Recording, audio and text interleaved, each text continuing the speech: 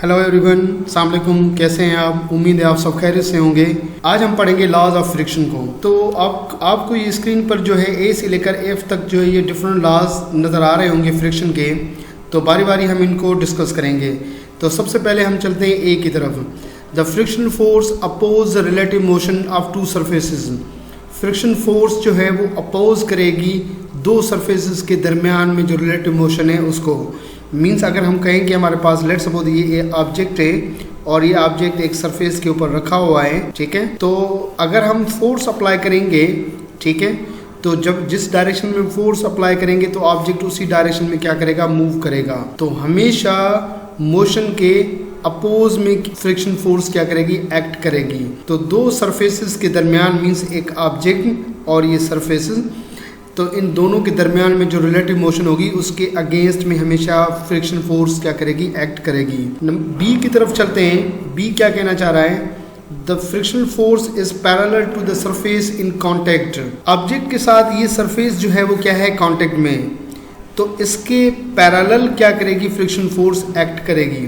Friction force ना perpendicular act करेगी surface के, ठीक है, ना ही किसी दूसरी एंगल के ऊपर क्या करेगी, फ्रिक्शन फोर्स एक्ट करेगी।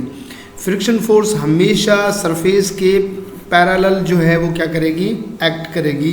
ओके, सी पर चलते हैं। जो सी है law, the friction force is directly proportional to the normal reaction force. Friction force हमेशा नॉर्मल रिएक्शन फोर्स के डायरेक्टली प्रोपोर्शनल है। नॉर्मल रिएक्शन फोर्स क्या है, हम कहते हैं कि जब ऑब्जेक्ट सरफेस पर रखा हुआ है तो ऑब्जेक्ट का वेट जो है वो डाउनवर्ड डायरेक्शन में होगा। जब वेट डाउनवर्ड डायरेक्शन में होगा तो सरफेस की तरफ से अपवर्ड डायरेक्शन में एक फोर्स एक्ट करेगी जिस फोर्स को नॉर्मल रिएक्शन फोर्स कहते हैं, ठीक है, नॉर्मल रिएक्शन फोर्स हम कहते हैं। तो फ्रिक्शन फोर्स, ये जो फ्रिक्शन फोर्स है ये हमेशा इस नॉर्मल रिएक्शन फोर्स के क्या, डायरेक्टली प्रोपोर्शनल है।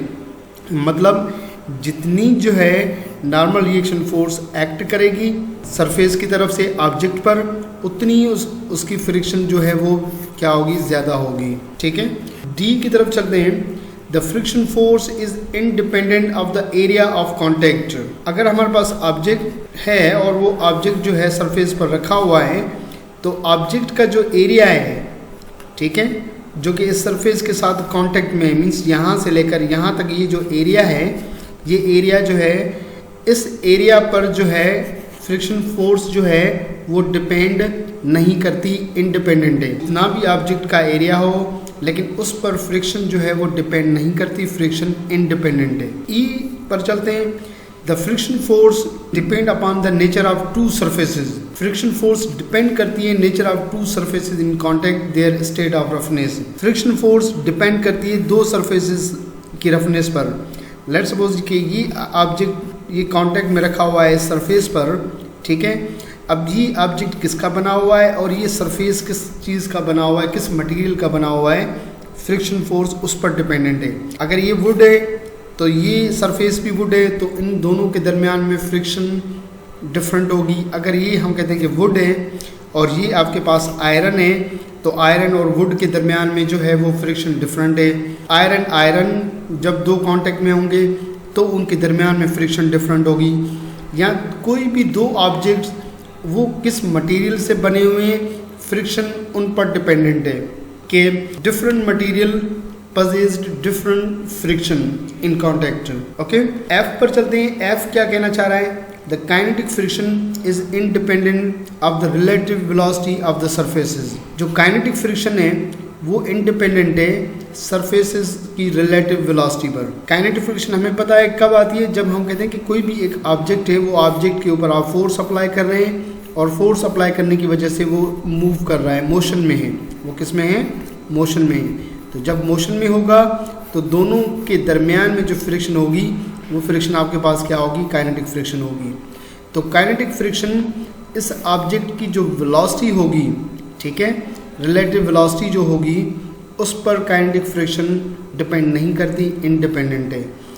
तो ये जो है आपके पास फ्रिक्शन के जो है डिफरेंट लॉज हैं। जब भी फ्रिक्शन को आप स्टडी करोगे तो इन फ्रिक्शन के लॉज को अपने माइंड में रखिएगा, तभी आप जो है इसको अच्छी तरीके से आप समझ सकते हैं। अगर किसी भी किस्म की कोई कन्फ्यूजन है तो वो आप कमेंट बॉक्स में पूछ सकते हैं। हम आगे चलते हैं। आगे हमने क्या करना है, स्टैटिक फ्रिक्शन को और काइनेटिक फ्रिक्शन को इस डायग्राम, ये जो ग्राफ बना हुआ है, इस ग्राफ के ज़रिए जो है हमें क्या करना है, एक्सप्लेन करना है। कैसे हम एक्सप्लेन करेंगे। लेट सपोज कि हमारे पास जो है ऑब्जेक्ट जो है, सबसे पहला जो है हम कहते हैं कि एक ऑब्जेक्ट है और वो ऑब्जेक्ट, ठीक है, किसी भी सरफेस पर रेस्ट में रखा हुआ है। जब रेस्ट में रखा हुआ है तो इसके ऊपर वेट डाउनवर्ड डायरेक्शन में एक्ट करेगा और सरफेस की तरफ से जो नॉर्मल रिएक्शन फोर्स होगी वो अपवर्ड एक्ट करेगी। किसी भी किस्म की कोई फोर्स अप्लाई हम यहाँ पर नहीं कर रहे।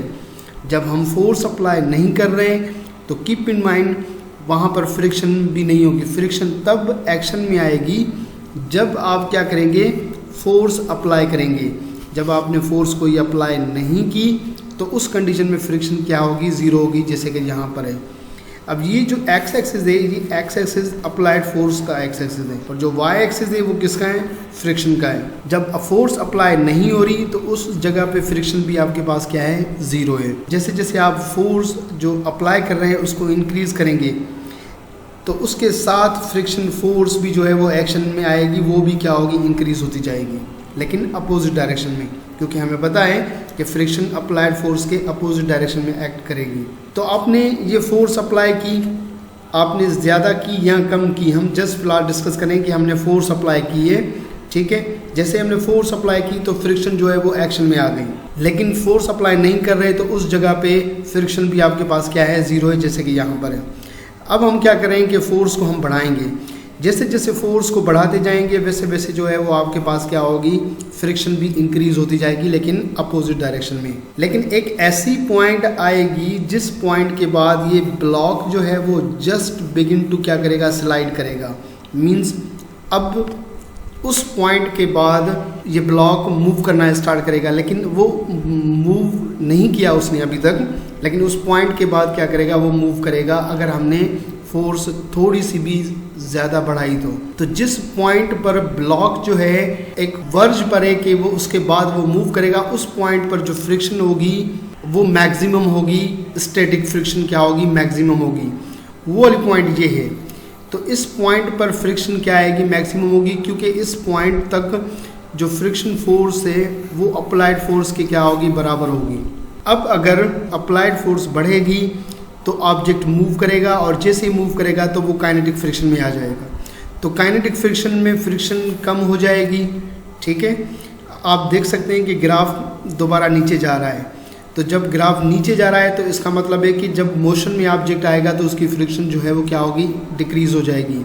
तो जो स्टैटिक फ्रिक्शन थी, जो मैक्सिमम स्टैटिक फ्रिक्शन थी, उससे जो है kinetic friction, maximum static friction है वो क्या है, ज़्यादा है। आप इसको यूँ लिखें कि जो मैक्सिमम स्टैटिक फ्रिक्शन है वो ज़्यादा होगी किससे, काइनेटिक फ्रिक्शन से, ठीक है। तो जैसे ही ऑब्जेक्ट मोशन में होगा तो कांस्टेंट वेलोसिटी के साथ मूव करेगा तो उसकी काइनेटिक फ्रिक्शन जो है वो क्या होगी, चेंज नहीं होगी, वो भी क्या रहेगी, कांस्टेंट रहेगी, ठीक है। ओके, तो ये यहाँ से लेकर इस पॉइंट से लेकर जिस पॉइंट तक मैक्सिमम में फ्रिक्शन वो स्टैटिक रीजन है। अब जब friction applied force maximum friction से बढ़ गई तो उसके बाद ऑब्जेक्ट मूव करेगा तो वो किस रीजन में आ गया, काइनेटिक रीजन में आ जाएगा। तो ये जो रीजन है ये आपके पास क्या है, काइनेटिक रीजन है। ओके, हम इसको समराइज करते हैं इस ग्राफ को कि जब ब्लॉक रेस्ट में है, ठीक है, ब्लॉक मूव नहीं कर रहा सरफेस पर, तो उस डायरेक्शन पर जब अप्लाइड फोर्स नहीं है, अप्लाइड फोर्स ज़ीरो है, तो फ्रिक्शन भी उस पॉइंट पर क्या लेंगे, हम ज़ीरो लेंगे, ठीक है। तो friction force keep in mind तब एक्शन में आएगी जब फोर्स अप्लाई करेंगे, तब जो है वो एक्शन में आएगी, ठीक है। तो इस पॉइंट पर आपके पास क्या है, अप्लाइड फोर्स भी ज़ीरो तो फ्रिक्शन भी ज़ीरो। जैसे आपने फोर्स अप्लाई की तो फ्रिक्शन अपोजिट डायरेक्शन में क्या होगी, इंक्रीज होती जाएगी। एक ऐसी पॉइंट आएगी जहाँ पे ये अप्लाइड फोर्स और फ्रिक्शन फोर्स क्या हो जाएंगे, दोनों बराबर हो जाएंगे। तो उस पॉइंट पर जो फ्रिक्शन होगी, स्टैटिक फ्रिक्शन, क्योंकि ऑब्जेक्ट रेस्ट में है तो वो स्टैटिक फ्रिक्शन क्या होगी, मैक्सिमम होगी। तो याद रखें कि जो स्टैटिक फ्रिक्शन मैक्सिमम है उसको हम लिमिटिंग फ्रिक्शन भी कहते हैं, ठीक है, उसको हम क्या कहते हैं, लिमिटिंग फ्रिक्शन भी कहते हैं। तो ये वो पॉइंट है जहाँ पे अप्लाइड फोर्स और स्टैटिक फ्रिक्शन जो है दोनों बराबर हैं, जहाँ पे बराबर हैं वहाँ पे स्टैटिक फ्रिक्शन मैक्सिमम है। ठीक है, अब अगर अप्लाइड फोर्स थोड़ी भी इंक्रीज हम करेंगे तो ब्लॉक मूव करेगा, तो एकदम से फ्रिक्शन कम होगी, और फ्रिक्शन जब कम होगी और ऑब्जेक्ट मोशन में है इट मीन्स दैट वो काइनेटिक फ्रिक्शन है। इस ग्राफ से ये पता हमें लगा कि जो काइनेटिक फ्रिक्शन है, ठीक है, जो काइनेटिक फ्रिक्शन है वो कम है किससे, स्टैटिक फ्रिक्शन से। ठीक है, तो ऑब्जेक्ट जो है वो मूव करता रहेगा तो उसकी जो है फ्रिक्शन जो है वो क्या होगी, काइनेटिक फ्रिक्शन चेंज नहीं होगी, वो कॉन्स्टेंटली जो है वो फ्रिक्शन सेम रहेगी। ठीक है, तो ये जो रीजन है यहाँ से लेकर यहाँ तक ऑब्जेक्ट मोशन में है, क्योंकि यहाँ पे जो अप्लाइड फोर्स है वो ज़्यादा है किससे, स्टैटिक फ्रिक्शन से, तभी वो काइनेटिक रीजन में है। और इस रीजन में इस पॉइंट पर जो है ये वाला जो पॉइंट है यहाँ पे अप्लाइड फोर्स बराबर है किसके, स्टैटिक फ्रिक्शन के, लेकिन इससे कम जो है वो क्या है, फ्रिक्शन जो है वो ज़्यादा है, किससे ज़्यादा है, स्टैटिक फ्रिक्शन जो है वो ज़्यादा है किससे, अप्लाइड फोर्स से ज़्यादा है। ठीक है, तो आई होप ये ग्राफ आपको समझ में आ गया होगा, और इस ग्राफ की हेल्प से आपने स्टैटिक फ्रिक्शन को भी समझा, काइनेटिक फ्रिक्शन को भी समझा। स्टैटिक फ्रिक्शन ज़्यादा है, काइनेटिक फ्रिक्शन कम है, तो ये भी आपने इस ग्राफ के ज़रिए आपने इसको समझ लिया होगा। कोई क्वेश्चन है जो चीज़ आपको समझ में नहीं आई वो कमेंट बॉक्स में पूछ सकते हैं। अपना बहुत सारा ख्याल रखिएगा। हमारे YouTube चैनल को भी सब्सक्राइब करें, लाइक भी करें और अपने दोस्तों के साथ शेयर भी करें। Thank you very much. अल्लाह हाफिज़।